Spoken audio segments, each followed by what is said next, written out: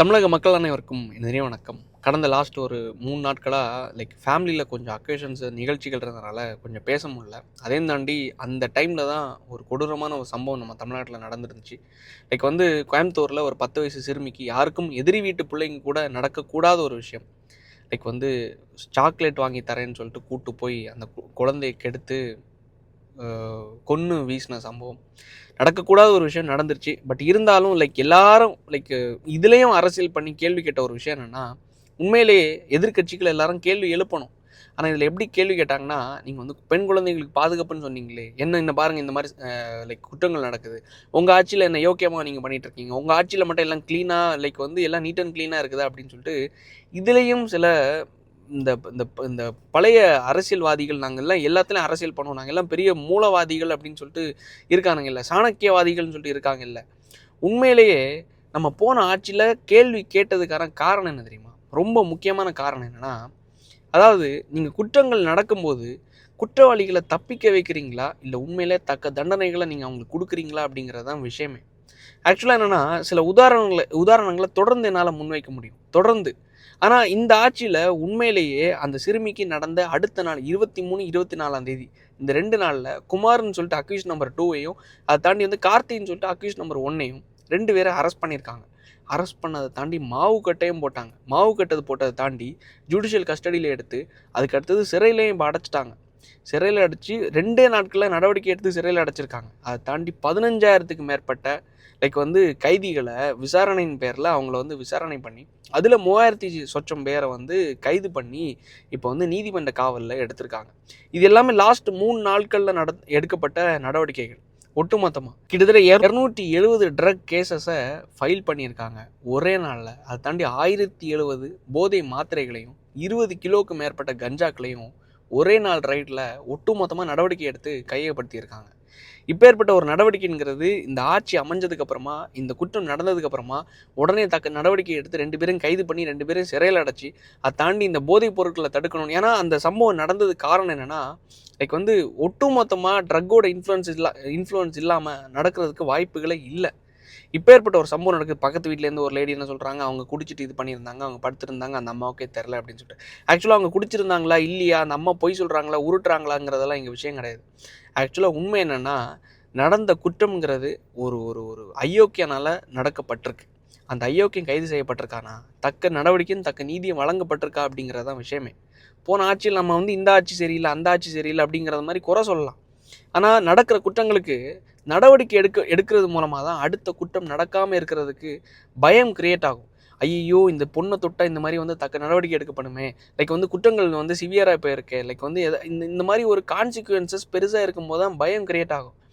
ஆனால் போன ஆட்சியில் என்ன பண்ணாங்க தெரியுமா? எல்லாரையும் தப்பிக்க வச்ச ஒரே காரணத்தினால தான் எல்லாரும் கேள்வி எழுப்பி என்னடா இப்படி ஒரு கேடுகட்ட ஆட்சி நடத்திட்டு இருக்கீங்க.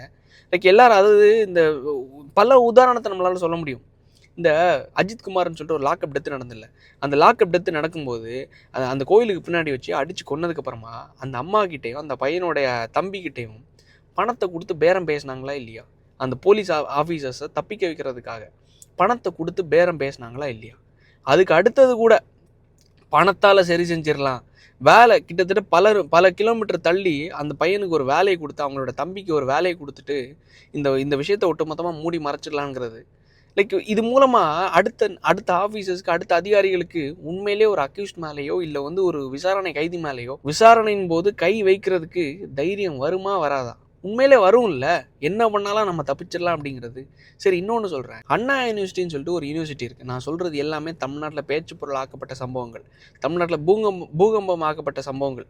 இந்த விஷயங்களில் உங்கள் கட்சிக்காரன் காலேஜுக்குள்ளே போய் படிக்கிற பிள்ளைகிட்ட அத்துமீறினான்ல, மீறும் போது அவனை நாள்லே போலீஸ் என்ன பண்ணுறாங்க, விசாரணை பண்ணதுக்கப்புறமா எதனால வெளில விட்டீங்க? 3 நாட்கள் கழித்து தானே அவனே அரெஸ்ட் பண்ணுறீங்க. இல்லை குற்றவாளிகளை நீங்கள் தப்பிக்க விட்டீங்களா விடலையா? சரி, அதே சம்பவத்தில் யார் அந்த சாருன்னு சொல்லிட்டு ஒரு கேள்வி எழுப்புனாங்க இல்லை, அந்த சார் ஒரு 4 மாதத்துக்கு முன்னாடி பிடிப்பட்டார் தெரியும்ல, ஞானவேல் பாபுன்னு. உள்ளே போய் கெடுத்தவன் ஞானசேகரன். அதை தாண்டி சார் ஒருத்தர் சிக்கினார்.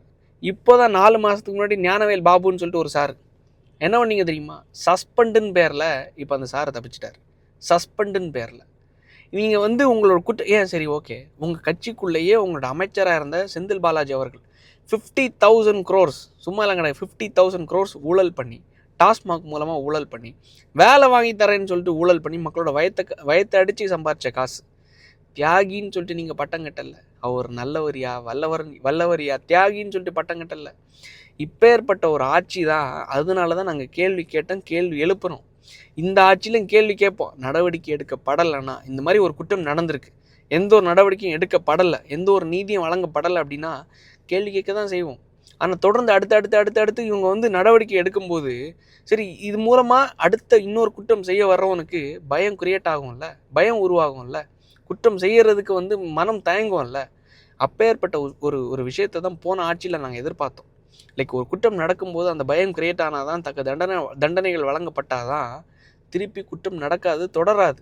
ஆனால் உங்கள் ஆட்சியில் கடைசி வரைக்கும் 2.5 வயசு பொம்பளை பிள்ளை, அதை தாண்டி 7.5 வயசு குழந்தை, உங்கள் கட்சிக்காரன் ஒருத்தன், கட்சியில் இருந்த திமுக கட்சி நிர்வாகி ஒருத்தன் அந்த 2.5 வயசு பொம்பளை பிள்ளைய கெடு பாலியல் அத்துமீறல் பண்ணி சாகடிக்கல. எவ்வளோ விஷயங்கள்னு அதெல்லாம் அடுக்கிட்டே போகலாம். நீங்கள் முட்டு கொடுக்குறது எங்கடா இந்த இன்ஃப்ளூயன்சர்ஸ் எல்லாம் போனாங்க. இந்த திமுக ஐடிவிங் என்ன பண்ணாங்க தெரியுமா? லாஸ்ட் ஒரு 3 நாட்களாக இந்த டிஎம்கே ஐடிவிங் குறிப்பாக இந்த கட்சியாக மாற்றி டிவிக்கு ஆட்சியில் பாருங்கள், பெண்களுக்கு பாதுகாப்பே இல்லை, குழந்தைகளுக்கு பாதுகாப்பே இல்லை, இந்த மாதிரி பேசுகிற இன்ஃப்ளூயன்சர்ஸே காணும். எங்கேயா போனார் இந்த ஏபி நெல்சன் சொல்லிட்டு ஒருத்தர் பேசிகிட்டு இருப்பார். இந்த மாதிரி இன்ஃப்ளூயன்சர்ஸ் எங்கேயா போனாங்க?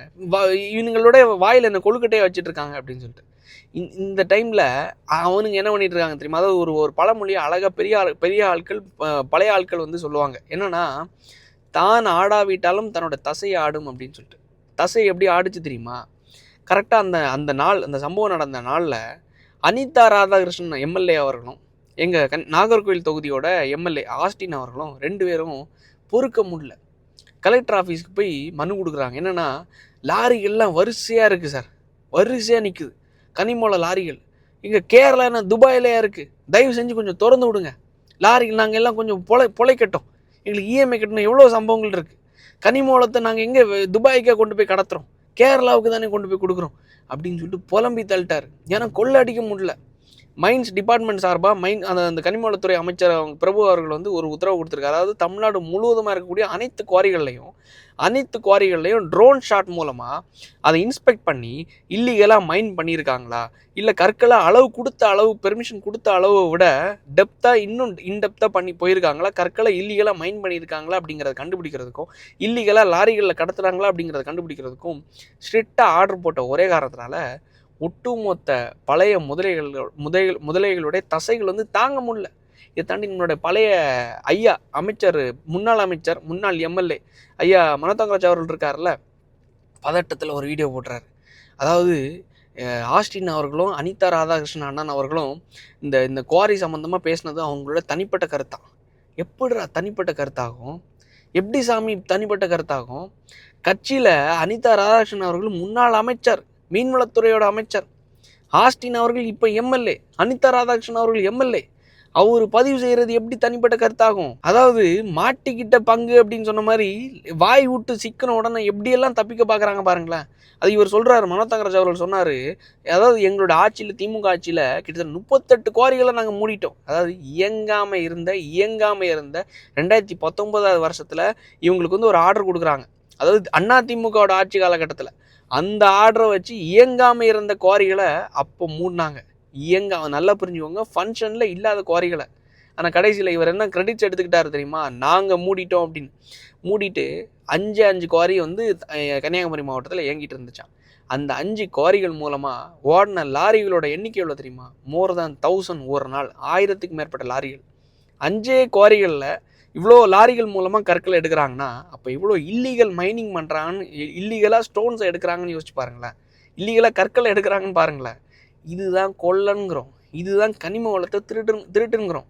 சரி, எனக்கு ஒரே ஒரு கேள்விங்க ஐயா, நீங்களே வச்ச ஓப்பன் ஸ்டேட்மெண்ட் தான். நீங்கள் ஒரு விஷயத்த சொன்னீங்கல்ல, அதாவது நாங்கள் வந்து கனிம வளத்துக்கு எதிரானவங்க, கடத்தலுக்கு எதிரானவங்க, நாங்கள் இதை ஒட்டுமொத்த தடுத்தோம் அப்படின்னு சொல்லிட்டு ஒரே ஒரு கேள்வி எழுப்புறேங்க. சட்டசபையில், அசம்பிளியில் எல்லாரும் இருக்கும்போது எங்களுக்கு வந்து கன்னியாகுமரி டு கேரளா வழியாக எங்களுக்கு வந்து கற்களை எடுத்துகிட்டு போகிறது கொஞ்சம் கடினமாக இருக்குது. லாரிகள் போகிறதுக்கு கொண்டு செல்வது கடினமாக இருக்குது. ஸோ தயவு செஞ்சு இந்த 4 வழி சாலையை கொஞ்சம் முடிச்சு கொடுங்க. முடிச்சு கொடுத்துட்டிங்கன்னா இந்த கற்களை நாங்கள் எடுத்துகிட்டு போகிறதுக்கு வசதியாக இருக்குன்னு சொல்லிட்டு ஓப்பன் ஸ்டேட்மெண்ட்டாக பதிவு பண்ண வரும் இதே மனோ தங்கராஜ் அவர்கள் தான். அது ஒரு வாய் இது ஒரு வாயா என்ன, எப்படியெல்லாம் பதட்டப்படுறாங்க பாருங்களேன். ஏன்னா இவர் தான் இப்போ கன்னியாகுமரி மாவட்டத்தோட மாவட்ட செயலாளராக இன்னும் இருந்துட்டு இருக்காரு. ஏன்னா பதட்டம் இருக்க தானே செய்யும். ஐயோ கொள்ளை அடிக்க முடியல, ஐயோ வண்டி விட மாட்டேங்கிறாங்களே அப்படின்னு சொல்லிட்டு. இதை தாண்டி இன்னொரு காமெடி என்ன தெரியுமா, நம்ம பழைய ஆட்கள் அங்கிள்கள் ஐயா கொஞ்சம் இளைஞர்களுக்கு வாய்ப்பு கொடுங்கய்யா. இன்னும் எப்படி பேசுகிறாங்கன்னா, டிவிக்கு ஆச்சு இன்னும் ஒரு 6 மாதம்தான், பயப்படவே பயப்படாதீங்க, 6 மாதம்தான், அதுக்குள்ளே கவுந்துட்டான்னு வைங்களேன். நம்ம தான் என்ன தான் அறிவு இருக்குன்னு தெரிலங்கய்யா. கட்சியோட தலைவருக்கே அறிவு இல்லை. என்ன பேசி வச்சிருக்காரு தெரியுமா, டிவிக்கு ஆட்சி 6 மாதத்தில் கவுந்துருமா, அடுத்து நம்ம ஆட்சி அமைக்க போகிறோமா. எதை வச்சு ஆட்சி அமைப்பீங்க? நீங்கள் எவ்வளோ தொகுதிகள் ஜெயித்தீங்க? 59. சரி, கூட உங்களோட விசிகா கம்யூனிஸ்ட்டு அதை தாண்டி காங்கிரஸ் அங்கே போய் கையெழுத்தே போட்டு சேர்ந்தாச்சு. சரி, இவங்க எல்லாரும் ஒன்று சேர்த்தா கூட 70 தாண்டாதையா. சரி, ஒரு 80 தாண்டாதே, அந்த காங்கிரஸே வந்தால் கூட 80 தாண்டாதையா. ஆட்சி அமைக்கிறது எவ்வளோ தொகுதிகள் வேணும்? 118, 119 இல்லை 120? சரி, 100 தொகுதிகள் கூட உங்களுக்கு வராது, 100 சீட்டு கூட உங்களுக்கு வராது. எந்த தொகுதிகளை வச்சு, எந்த சீட்டை வச்சு, எந்த எண்ணிக்கையை வச்சு ஆட்சி அமைக்க போகிறீங்கன்னு சொல்லிட்டு கதை விடுறீங்க. அதாவது ஏதாவது பேசணும், பயப்படாதீங்க. அதாவது நடிகரை பார்த்து இந்த பிள்ளைங்க போய் ஓட்டை போட சொல்லிட்டாங்க, ஓட்டை போட்டுட்டாங்க. ஆனால் எங்கள் அம்மாவை திருப்பி பிள்ளைங்க தேடுற மாதிரி திருப்பி தேடிட்டு வருவாங்கன்னு சொல்லிட்டு ஐயா புலம்புறாரு. அவரால் முடியலை. எப்படியாவது ஆட்சி அமைச்சிடணும், எப்படியாவது வந்துடணும்னு பார்க்குறாங்க. ஆனால் இல்லாத விஷயத்தை இருக்கிறதா சொல்கிறாங்க பாருங்களேன். அதாவது நம்ம மாமாக்கள்லாம் சொல்கிறாங்க, பொய் வேகமாக பரவுதான். டிவி காட்சியில் நடக்காத விஷயங்களெல்லாம் சொல்லி நடக்குதுன்னு சொல்கிறாங்களாம். எதியா நடக்கலை.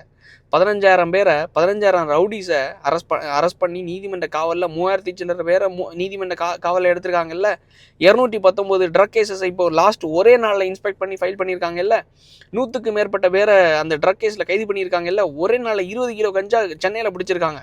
ஒரே நாளில் 1070 போதை மாத்திரைகளை பிடிச்சிருக்காங்க. இத்தனை விஷயங்களை ஒரே நாளில் பண்ணியிருக்காங்க. 3 நாட்களில் 15,000 பேர் விசாரணை கைதிகளை உள்ளே எடுத்தாங்க. இவ்வளோ விஷயத்தை பண்ணியிருக்காங்க. அந்த குழந்தைக்கு நடந்த துயரத்தை 2 நாளில் 2 அக்யூஸ்ட்டை பிடிச்சி இப்போ ஒருத்தனுக்கு மாவு கட்டி இன்னொருத்தனை ஜெயிலே அடைச்சிட்டாங்க.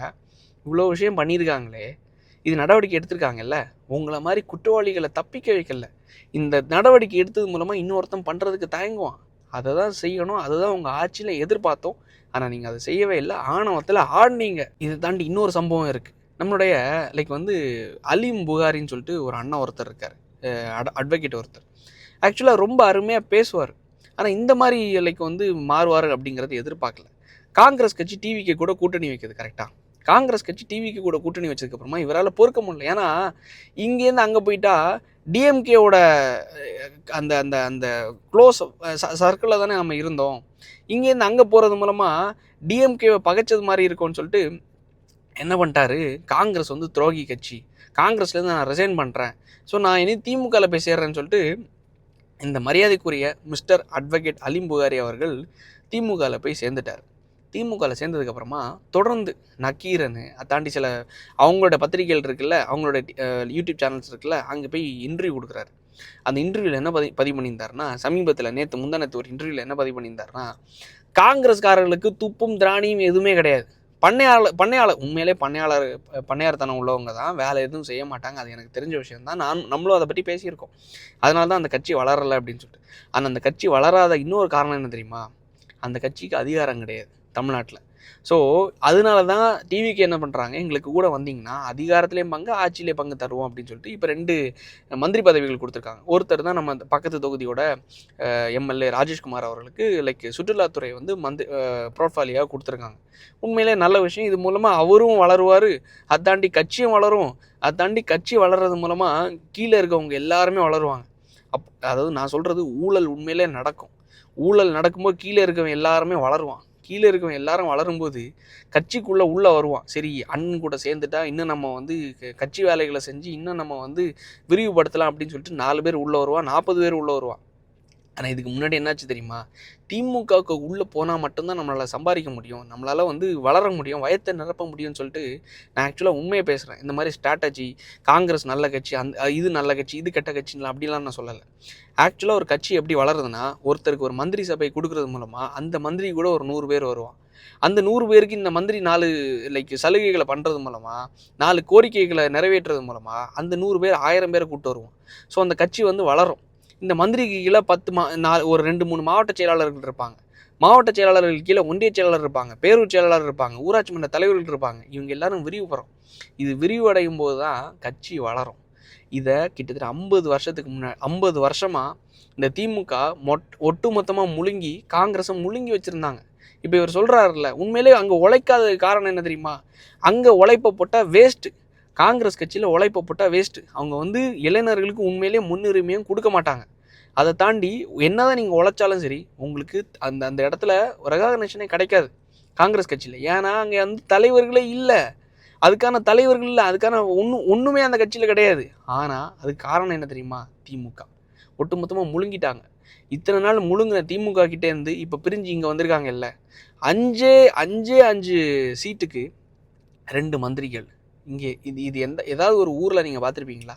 வெறும் 5 சீட்டுக்கு. ஏன்னா ஆல்ரெடி 29 மெம்பர்ஸ் அதிமுக சார்பாக இங்கே இவங்களுக்கு டிவிகேக்கு வந்து ஆதரவு கொடுத்து உண்மையிலே இப்போவும் பெரும்பான்மையான ஒரு ஆட்சியை தான் இப்போ நிறுவி நடத்திட்டு இருக்காரு விஜய் அவர்கள். ஸோ ஆல்ரெடி 29 வந்துருச்சு. ஏற்கனவே இந்த 29 வெளில போனால் கூட அங்கே வந்து கம்யூனிஸ்ட் கட்சியும் இருக்காங்க, விசிகாவும் இருக்காங்க, அதை தாண்டி வந்து காங்கிரஸும் இருக்குது. இவங்க எல்லாருமே லைக் வந்து இஸ்லாமியர்களுடைய கட்சிகளும் இருக்குது, கம்யூனிஸ்ட் கட்சிகளும், இவங்க எல்லாருக்குமே இருக்குது. இவங்க எல்லாருக்குமே மந்திரி சபை கொடுத்துருக்காங்க. ஏன் இவங்க எல்லாரையும் வெளில தள்ளிட்டு அதிமுக கொடுத்துருக்கலாமே? ஆனால் அதை கொடுக்காம இதர கட்சிகள் வளரட்டும், விசிகா வளரட்டும், லைக் வந்து கம்யூனிஸ்ட் கட்சிகள் வளரட்டும், ஏன் வந்து காங்கிரஸ் கட்சி வளரட்டும், ஏன் வந்து முஸ்லீம் லீக் வந்து வளரட்டும் அப்படின்னு சொல்லிட்டு அந்த எண்ணத்தில் தான் சின்ன சின்ன கட்சிகளுக்கு பவரை கொடுத்து பெரும் முதலையாக இருந்த, பெரும் களவாணிகளாக இருந்த திமுகவையும் அதிமுகவையும் ஒட்டுமொத்தமாக புறந்தள்ளிட்டு இவங்களுக்கு வாய்ப்பளிச்சிருக்காங்க. இவர் சொல்கிறாரு, காமராஜரோட பேரை நீங்கள் எப்படி பயன்படுத்தலான்னு.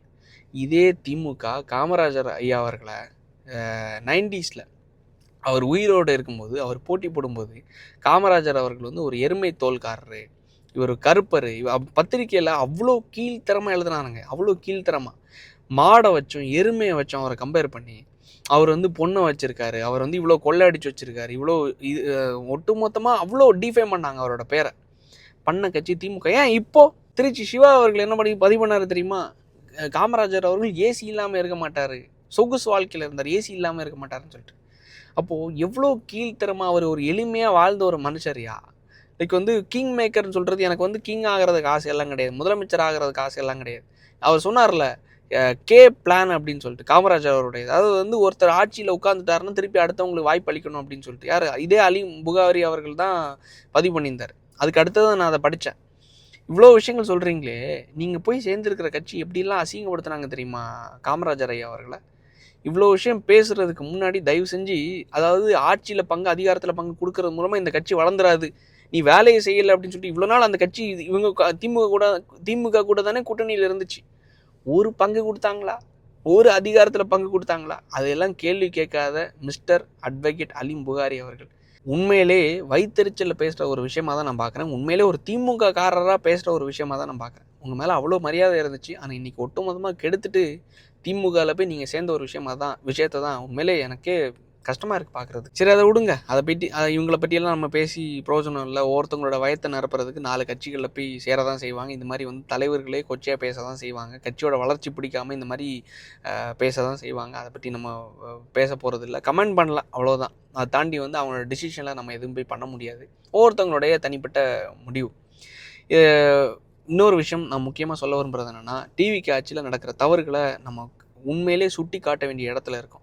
நம்ம இதை முட்டு கொடுக்குறதோ ஜாலரை போட்டுறதோ அந்த இடத்துல எல்லாம் கிடையாது. என்ன தவறு நடந்தாலும் சரி சுட்டி காட்டணும், தக்க நடவடிக்கை அப்போ தான் எடுப்பாங்க. காரணம் என்னென்னா, ஒட்டுமொத்த மீடியாவும் இப்போ என்னென்னா, இன்ஃப்ளூயன்சர்ஸ் எல்லாருமே என்னென்னா ஒன்று சேர்ந்துட்டாங்க. இது ஒன்று சேர்றது ஒரு ப்ளஸ் என்ன தெரியுமா? பாதிக்கப்பட்டவங்களுக்கு தக்க நீதி கிடைக்கும், அதை தாண்டி குற்றம் செஞ்சவங்களுக்கு தக்க தண்டனை வழங்கப்படும். நான் ஒரே ஒரு உதாரணத்தை சொல்கிறேன். உண்மையிலேயே அண்ணா யூனிவர்சிட்டி கேஸை பொறுத்த மட்டும் ஞானசேகரன் அவர்களுக்கு வழங்கப்பட்ட தண்டனைங்கிறது ரொம்ப கொடூரமான தண்டனை. ஆனால் உண்மையிலேயே ஒரு ஒரு பெண்ணுக்கிட்ட அத்துமீறினவனுக்கு அந்த அளவுக்கு தண்டனை வழங்கப்படுமான்னு கேட்டால் அந்த அளவுக்கு தண்டனை பட மாட்டாது. மீடியா அட்டென்ஷன் கிடச்ச ஒரே காரணத்தினால தான் கடுமையான குற்றத்தை கொடுத்தாங்க. அதை தாண்டி திமுக நாங்கள் செஞ்சிட்டோம்டா, நடவடிக்கை எடுத்துட்டோம்டா அப்படிங்கிறத காட்டுறதுக்காக தான் ஃபஸ்ட்டு தப்பிக்க வச்சாங்க. அதுக்கடுத்து நடவடிக்கை எடுத்துட்டோம்டா அப்படிங்கிறத காட்டுறதுக்காக தான் கடுமையான தண்டனையை வழங்கினாங்க. இதே மாதிரி நம்ம எல்லாரும் பேசினா மட்டும்தான் எந்த குற்றமாக இருந்தாலும் சரி கடுமையான தண்டனை வழங்கப்படும். மீடியா அட்டென்ஷன் ஒவ்வொரு குற்றங்களுக்கும் கிடைக்கிறது மூலமாக தான், குற்றவாளிகளுக்கு தண்டனை கிடைக்கிறது மூலமாக தான் அடுத்து குற்றம் செய்ய வர்றவன் பயப்படுவான். ஸோ இந்த 10 வயசு குழந்தைக்கு நடந்த இந்த சம்பவம் லைக் எதிரிக்கும் நடக்கக்கூடாத ஒரு சம்பவம். எல்லாரும் என்னென்னா சேஃபாக இருங்க. தாண்டி அன்றைக்கே பேசணும்னு நினச்சேன். குடும்பத்தில் நடந்த ஒரு நிகழ்ச்சி காரணத்தினால தான் பேச முடியல. சரி, தொடர்ந்து பேசுவோம். நல்லது நினைப்போம். நல்லது நடக்கட்டும். நன்றி, வணக்கம்.